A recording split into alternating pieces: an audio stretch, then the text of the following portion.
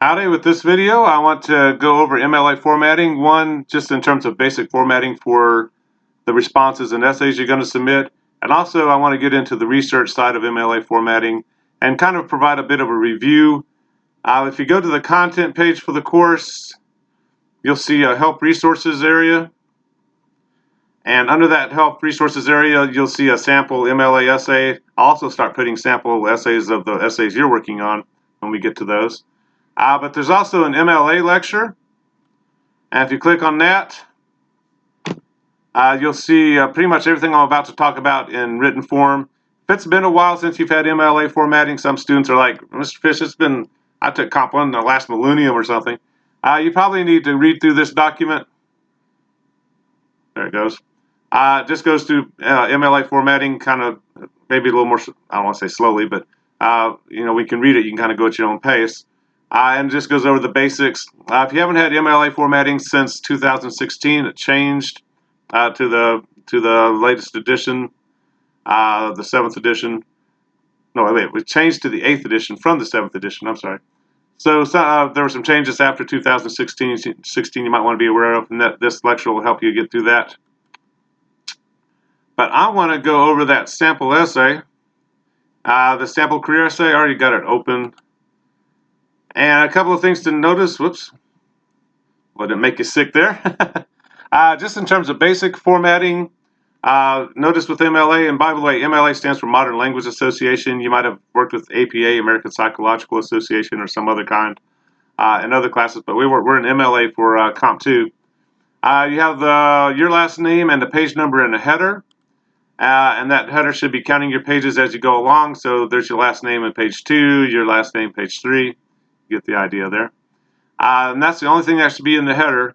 Then on the first page of the paper, you get your title page information where you have your name, my name, the class and section number, and the date. You need to fill out that the last 2 digits there. And everything's double spaced once within an MLA paper. And you also want to center your creative title. Then you indent for your first paragraph and begin your essay or your response paper or whatever you're doing there.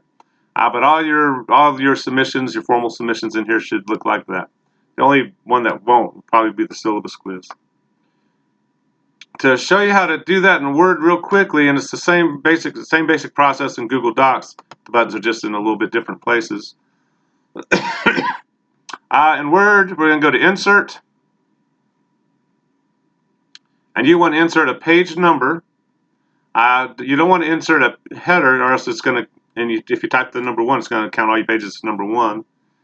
We want a page number at the top of the page on the right side. That's going to be plain number 3. And then we want your last name. Hit the space key.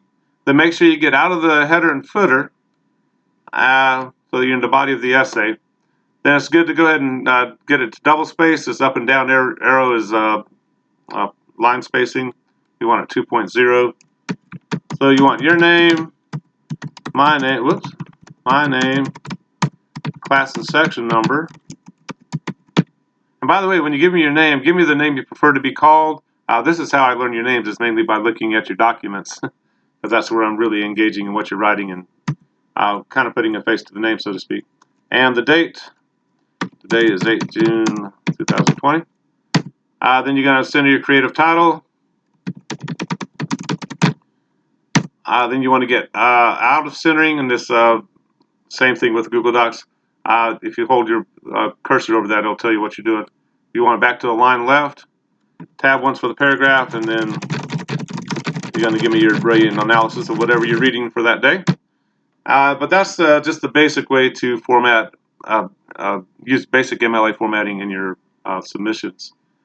But I want to go back to that sample essay. There it goes. And kind of go over some of the documentation side of MLA formatting. MLA formatting is how we document sources in our research paper, and also show where we're summarizing, paraphrasing, or quoting within a paper. And where MLA formatting really begins is on what's called the works cited page. It's the bibliography page. If you're familiar with the APA, they call it the references page, but for MLA, it's the works cited page. And you can go to the online writing lab at Purdue. to get some insight into how all these are done. Also, we're going to be working with the response papers where I'm going to show you how to do certain things like how to put your anthology textbook on a works cited page and things like that. But what the works cited page is, it's a listing of the sources you use in your essay. You can't just cut and paste things into your essay and not give credit, right? So the works cited page is where you list all your sources. This should be in alphabetical order. Everything's double spaced. You also have the hanging indents. Whoops. I hit the hyperlink there. I'm sorry. Oh, now we got to go back to the beginning. All right, bear with me here. And there we go. There we go. I will not hit the hyperlink. I'm trying to highlight it. It's not letting me. There we go. It has a hanging indentation, so if you start on one line and your entry's long enough to go to a second line, it should be indented. And there's a reason for that. It's very important that the reader be able to go down your works cited page and see the first word on your works cited page fairly clearly. And then, of course, you need proper formatting. And that's why you might use the Purdue OWL or your textbook or whatever you use for Comp 1 to learn how to do works cited page entries. And plus, you're going to use me as a resource as well. This isn't kind of a got you kind of game. You should learn how to do this and learn to do it properly without too much stress. The reason the works cited page is so important is because when you use something in your essay, you're going to cite it using an in-text citation using the first word on your works cited page. So here we have a summary or paraphrase. Well, actually, it's a short quote there. We have a short quote, and the writer's saying, hey, I got this quote from this particular source, SpaceX. Then I can go to the works cited page. There better be a SpaceX on there. And there it is, SpaceX University. The reason the citation's in quote marks is because it's an article title about SpaceX. So it's not a proper noun. It's not someone's name. That's a proper noun, but it's not someone's name. But if you kind of look through a sample essay, let's go back to the top, I guess.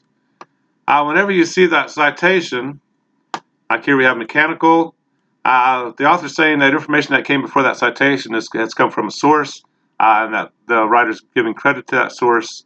And that's basically how MLA formatting works. If your works cited page is correct, then when you go to summary, summarize, paraphrase, or quote, all you do is give the first word on the works cited page within the parentheses, and you're not plagiarizing.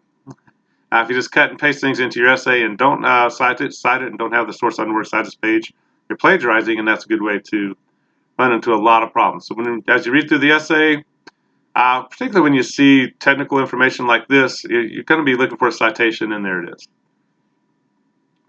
Here's a quote. Then he continues with some of the information there, and he's citing that source right there with United. A little squirrely on the formatting there,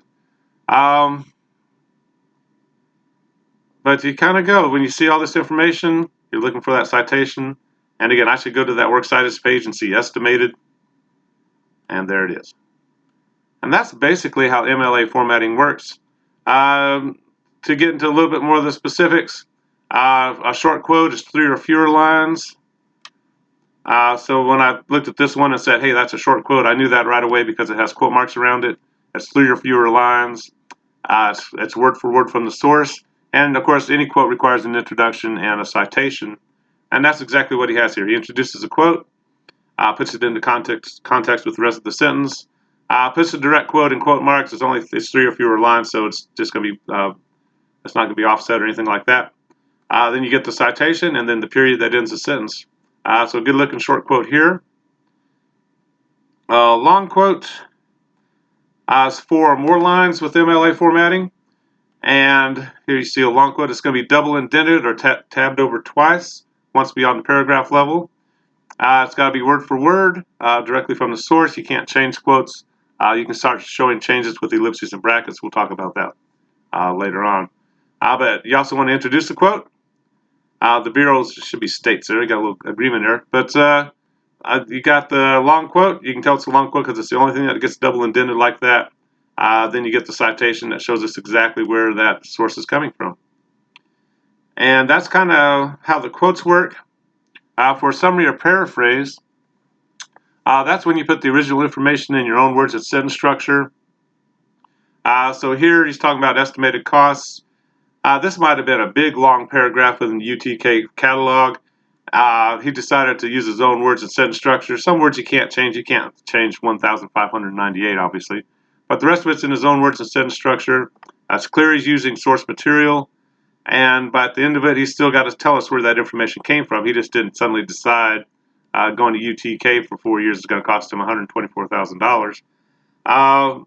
He got that information from somewhere, and he cites that source right there. So if I want to look at that source, I should see this information, but not in those words or sentence structure, right?